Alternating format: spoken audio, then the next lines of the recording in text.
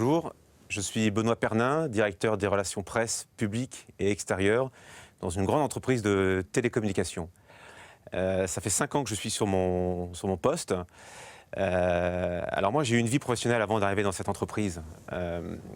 J'ai commencé ma carrière à l'UNESCO, où je m'occupais au sein du cabinet du directeur général d'une petite entité qui faisait du fundraising sur les accords d'Oslo. Donc c'était extrêmement intéressant, c'était un monde à part, le monde des Nations Unies. Pendant 2 ans, j'ai travaillé activement dans cette direction. Et puis je suis parti. Je suis parti parce qu'il me proposait un poste à l'époque dans l'ex-Yougoslavie. Ça ne m'intéressait pas et donc j'ai souhaité rentrer dans une entreprise française et j'ai intégré NOOS. NOOS, c'était anciennement Lyonnaise Câble, qui est donc de la télévision par câble. Et j'ai commencé à travailler sur la communication, puisque je m'occupais de la communication auprès des collectivités locales en Île-de-France, avant d'intégrer la direction des affaires extérieures et réglementaires. Après, j'ai travaillé dans d'autres entreprises, mais il y a toujours eu ce côté communication qui a été extrêmement forte chez moi. Alors moi, je suis issu d'une famille complètement littéraire, en fait. On n'est pas des matheux, on n'est pas des ingénieurs, on est des vrais littéraires, toujours beaucoup de livres, il y en a encore beaucoup. On a une vraie culture de l'écrit, une vraie culture de l'écoute, et je pense que c'est ça qui m'a donné l'envie de faire de la communication. Parce que la communication, c'est aussi un moment où le temps est quand même compté, où on est obligé finalement de convaincre quelqu'un, quelque chose, que ce soit une marque, que ce soit un homme politique, pour essayer d'aller au-delà de ce qu'il veut et la façon dont on peut communiquer est quelque chose d'important. Donc ça fait 5 ans que je suis dans cette entreprise, grande entreprise, on est 80 000. Je pense que quand j'ai été recruté, ce qui intéressait en fait la personne qui m'a recruté, c'était justement mon expérience. Être 5 ans sur le poste dans lequel je suis aujourd'hui, ça peut paraître long, c'est en fait très court en termes de temps réel d'entreprise. C'est comme si j'étais encore un petit nouveau en fait. Parce que les gens restent très longtemps sur leur poste, restent très longtemps dans l'entreprise. Moi je pense que c'est important quand on fait la communication de changer, d'oser partir pour aller vers d'autres entreprises et connaître autre chose. La communication, en fait, c'est quelque chose sur laquelle on a besoin d'être engagé. Et dans mon métier, et la façon dont je manage aujourd'hui, je mets extrêmement en avant le fait de s'engager, le fait de convaincre. Je ne crois plus à la communication descendante. Je crois qu'aujourd'hui, la communication est devenue complètement horizontale. Et du reste, dans tout ce que l'on voit aujourd'hui, la discussion est un angle, est un élément essentiel. C'est-à-dire qu'avant, il y avait le message qui descendait de bas en haut, et c'était comme ça. Aujourd'hui, quand on veut communiquer, en fait, on discute. On va discuter avec un client, on va discuter avec les gens, on va expliquer ce que l'on fait. Il faut que l'on se justifie. Et je pense que ce côté explicatif de la communication est quelque chose d'extrêmement innovant et aussi d'extrêmement intéressant. Du reste, dans nos métiers aujourd'hui, on recherche des gens qui discutent, des gens qui vont créer la conversation, qui vont être attentifs à tout ce qui se passe sur l'environnement et qui vont donner du sens à la communication. Et aujourd'hui, ce côté descendant qui disparaît est, je pense, très positif pour tout le monde. Un élément essentiel qui a changé tout ça, c'est le digital. Aujourd'hui, une entreprise qui n'est pas digitalisée est hors course. Le digital a permis, et je pense permet, d'oser un certain nombre de choses qu'on ne pouvait pas faire avant. Moi, dans mon métier, tous les jours, je m'adresse à des journalistes, je m'adresse à des influenceurs, je m'adresse à des blogueurs. En fait, je m'adresse à des gens qui vont répercuter mon information. Et aujourd'hui, ces gens, ils sont partout. Ils ne sont plus uniquement dans les salles de presse, ils ne sont plus forcément dans les rédactions. Et quand on communique quelque chose, moi je gère des attachés de presse, en fait, elles travaillent pratiquement 24/24, parce que leur environnement est partout à n'importe quelle heure. Il n'y a plus forcément de bonne heure pour envoyer un communiqué de presse, ni de bonjour. C'est vraiment en fonction de l'information, et c'est quand nous, entreprises, on décide, parce que l'environnement est bon à ce moment-là, de communiquer. Donc, la véritable évolution de la communication et de nos métiers de la communication en général, c'est que les publics ont changé. Et dans un monde où la communication est partout, où on est inondé d'informations, il est extrêmement important d'être auprès des équipes. Et ça, c'est un peu mon quotidien, d'être là, de les faire grandir, de leur expliquer la façon dont on peut travailler, et surtout d'être à l'écoute. Je pense que manager dans le milieu de la communication, c'est effectivement d'abord être à l'écoute, mais aussi accepter que vos collaborateurs, parce qu'ils connaissent le sujet, parce qu'ils sont extrêmement compétents et parce qu'ils sont au fait des différents publics, vous donnent leur avis et les suivre.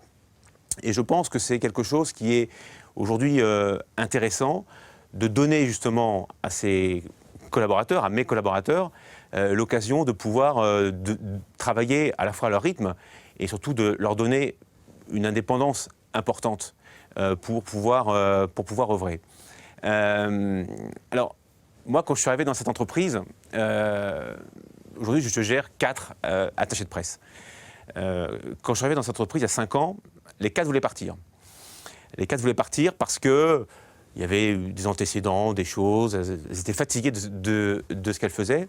Donc j'ai dû recruter des attachés de presse dans un monde où finalement le métier d'attaché de presse, le métier de communiquer et de parler aux journalistes n'est pas extrêmement développé. Et aujourd'hui, mes 4 collaboratrices qui sont avec moi faisaient tout sauf de la com. Elles étaient dans les services comme marketing, comme la relation client.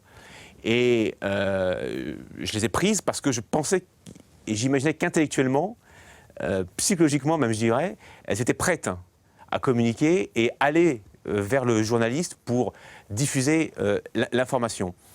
Donc je pense que la communication, ça s'apprend. Mais ces 4 personnes ont quand même tout en commun la même envie de s'engager. Et je pense que l'engagement et la communication sont 2 choses extrêmement similaires, extrêmement proches. Moi, je pense qu'il est important pour un salarié ou pour un manager d'oser et de changer. Et du reste, j'avais une expression, quand j'ai quitté l'UNESCO, en fait, j'avais envie de rentrer dans la vraie vie. Parce que ce genre d'institutions, qui sont absolument louables et respectables, il y a une vraie déconnexion avec la réalité. C'est vrai que moi j'ai eu la chance de rencontrer de personnalités, aujourd'hui passées au stade historique, où on est extrêmement pris dans cette espèce d'étau des relations internationales, du culte du secret, des voyages en avion, ne pas passer par la douane, parce qu'à l'époque il y avait encore des douanes quand j'ai commencé, avoir son passeport bleu, passeport diplomatique. Et je pense foncièrement que ce n'est pas le vrai monde. En tout cas, ce n'est pas le vrai monde auquel moi j'aspirais. Moi, je souhaitais vraiment orienter ma carrière dans l'action et comment agir concrètement pour les autres. Et la communication, la presse, le journalisme, je pense que c'est ça. Je pense que le journaliste a comme mission d'informer. Je pense que l'information est intelligente. Je pense que le journaliste, quand on reçoit un communiqué de presse, quand il reçoit une information, il va vérifier si c'est vrai ou pas, il va écrire pour diffuser. Et ce côté-là, ce côté vérité, ce côté où on ne peut pas raconter n'importe quoi, encore moins maintenant, avec les réseaux sociaux, où tout se sait, où tout se dit, est important. Et moi, mes collaborateurs, je leur ai souvent demandé ça. Je leur ai souvent dit, mais dites la vérité, dites ce qu'on fait. Et ça, dans l'approche, en termes de communication, en termes de presse, je pense que c'est primordial. Alors moi effectivement, je suis issu d'une famille, comme je l'ai dit, littéraire, et où j'associe énormément la communication, la presse à l'engagement. Famille littéraire, mais aussi famille famille politique, puisque j'ai un grand-père qui était député et maire à Paris, un père qui était maire également à Paris. Et j'aime la politique, j'en ai fait, j'en fais, je fais des campagnes électorales. Mais mon grand-père m'a toujours dit une chose, et j'en suis reconnaissant encore aujourd'hui, la politique c'est formidable. Mais règle numéro 1, avoir un job. Avoir un job uniquement parce que c'est la liberté. C'est la liberté de conviction, c'est la liberté de croyance, et c'est surtout aller jusqu'au bout de ses idées. Et ça, c'est un créneau que j'aime bien développer, sur lequel je débat assez fréquemment, parce que moi, je suis extrêmement attaché à la liberté. C'est compliqué, c'est difficile, mais je pense qu'il n'y a rien de plus beau que ça. Et finalement, dans son métier, quand on est libre de faire ce que l'on veut, avec bien évidemment un certain nombre de normes, un certain nombre de choses qui engagent le collectif, la liberté, c'est quelque chose qui est, à mon sens, même dans des grandes entreprises, extrêmement important. Moi, quand je fais des réunions d'équipe, elles ne sont pas forcément structurées. C'est-à-dire qu'il n'y a pas forcément un tel qui parle en premier, un tel en deuxième. Il n'y a pas de règles, il n'y a pas de sens où chacun dit ce qu'il a à dire. Mais c'est plutôt des débats. Et je pense que dans les grandes entreprises, dans les équipes importantes, l'échange, la concertation, c'est essentiel pour réussir une bonne communication, puisque c'est mon métier, moi, in fine, il faut que derrière, j'ai des articles de presse ou des émissions de télévision.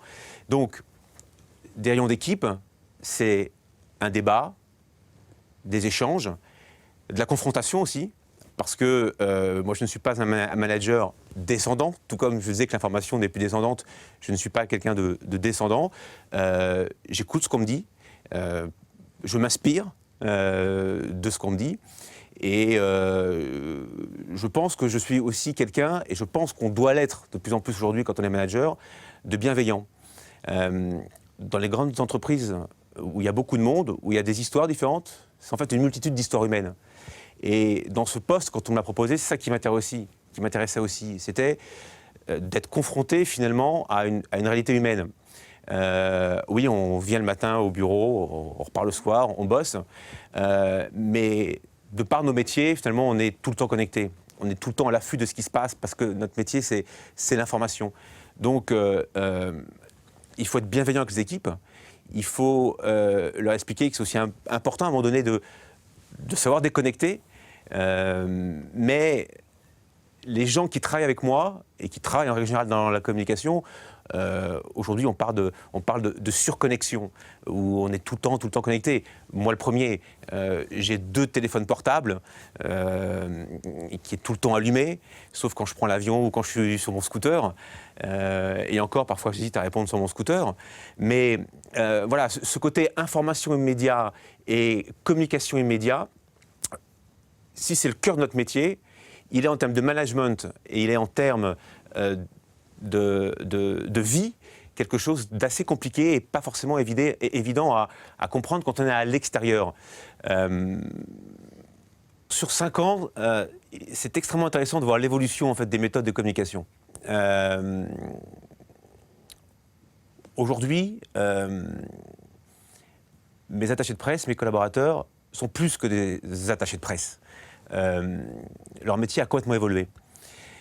Elle continue à diffuser l'information, ça c'est la règle numéro 1, mais ça va au-delà. C'est-à-dire qu'avant on disait toujours il faut que mon communiqué de presse soit repris par l'AFP, qui va après diffuser partout. Aujourd'hui, on se pose de vraies questions, en fait, quand on diffuse une information, à qui on va l'adresser. C'est ça la véritable évolution. On est parti d'une diffusion de masse à tout le monde, à cibler en fait, les différents publics et les différents influenceurs, blogueurs ou journalistes. Parce qu'eux-mêmes se sont spécialisés. Et aujourd'hui, est-ce qu'il vaut mieux avoir la dernière page d'un grand quotidien du soir ou le site internet d'un média local qui diffuse et qui a plusieurs millions de vues? C'est une vraie question que nous, on se pose à chaque fois que l'on fait une communication, à chaque fois que l'on veut angler une communication. La véritable évolution, c'est ça. Le digital a transformé la communication. Le digital a transformé la façon de travailler parce que c'est tout le temps et partout. Alors, je pose la question effectivement de la déconnexion. Je disais tout à l'heure que j'étais surconnecté.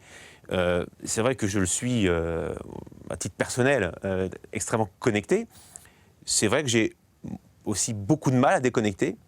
Et objectivement, mes collaborateurs arrivent à déconnecter, mais elles sont quand même souvent à l'affût de ce qui se passe, de ce qui se dit.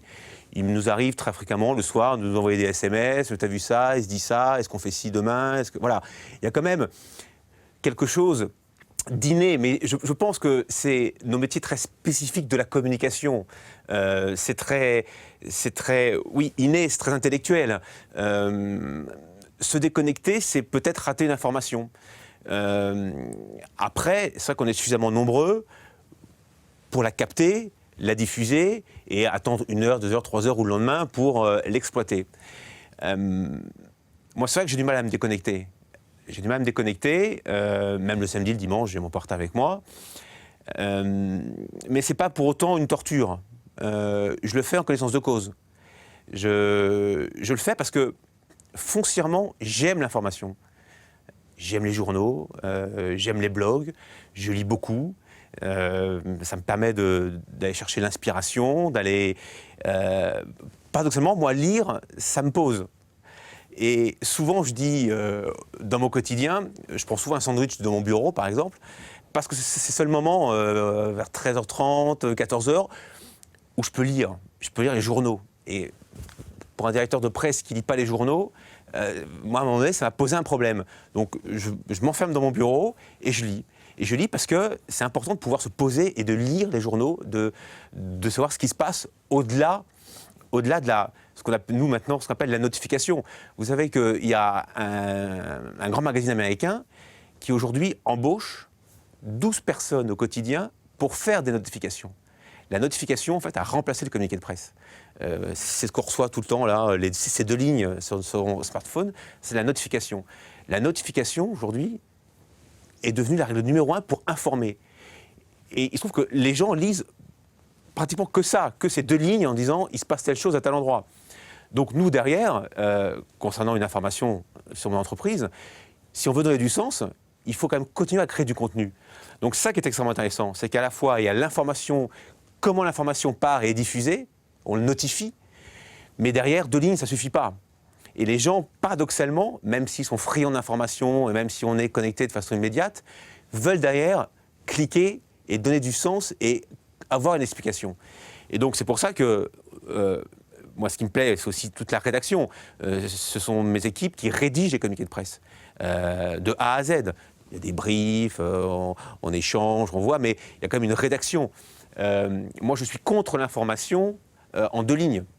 C'est complètement éphémère. Et du reste, la vraie dépêche AFP est vraiment rédigée par des journalistes. Il y a un vrai travail de rédaction, il y a un vrai travail d'enquête, il y a un vrai travail de réflexion qui après est diffusé dans les journaux. Donc je pense que oui, le digital a complètement changé la façon de communiquer, mais paradoxalement, on n'a jamais autant écrit. Il y a des centaines de millions de pages écrites par jour et les gens vont dessus, les gens lisent. Donc je pense que nous, on a, dans notre rôle, notre mission, je peux parler d'engagement tout à l'heure, mais dans notre engagement, c'est aussi expliquer. Je disais que l'information est intelligente, on doit donner l'information intelligente, subjective, aux journalistes. Donc moi, pour un vrai littéraire comme moi, c'est pas gênant, au contraire, ça me plaît, parce que moi-même, j'ai un blog à côté sur lequel je rédige un certain nombre de choses sur Paris, sur le 12e arrondissement, parce que comme je l'ai dit tout à l'heure, je suis un petit peu engagé en politique, parce que je pense que la rédaction, en tout cas, on ne peut pas être responsable de presse sans rédiger. On ne peut pas survoler l'information. La surconnexion, c'est vrai, à un moment donné, c'est facile de lire rapidement, de lire en diagonale. Je pense qu'il est important de savoir de se poser. Et comme moi, je crois beaucoup aux managers rôle modèle, C'est-à-dire qu'ils doivent donner du sens à leurs équipes. Je demande, moi, à mes équipes, de prendre le temps de lire aussi. De ne pas balancer forcément une information comme ça, soit à moi, soit à un journaliste ou à un interlocuteur. Donc voilà, je pense que c'est quelque chose qui est aujourd'hui, tout le paradoxe, c'est à la fois la rapidité de l'information et comment on prend le temps de se poser. C'est un peu le cœur de notre problématique. Ce qui est important, je pense, c'est que, en fait, avant, quand on communiquait, on envoyait un communiqué de presse et on espérait qu'il soit lu par 10 millions de personnes. Aujourd'hui, en fait, on va communiquer sur 10 millions de cercles. En fait, on va s'adresser à différents cercles. Donc, ce qui nous oblige à être extrêmement précis et à bien connaître en fait, les publics sur lesquels on souhaite communiquer. Moi, je suis un amoureux de l'information. Je suis un amoureux des techniques de communication. Et si les métiers de la communication ont changé, je pense que ce n'est que le début. Je pense que ce n'est que le début. Il n'y a qu'à le voir auprès des nouvelles générations. Des applications comme Snapchat, aujourd'hui, où les marques se mettent sur Snapchat, communiquent là-dessus, où vous vous rendez compte qu'aujourd'hui, une personne, en une année, sur YouTube, regarde 20 ans de vidéos, en une année. Donc, la communication, c'est l'image. La communication, ça va être ce qu'on voit aujourd'hui, l'infographie.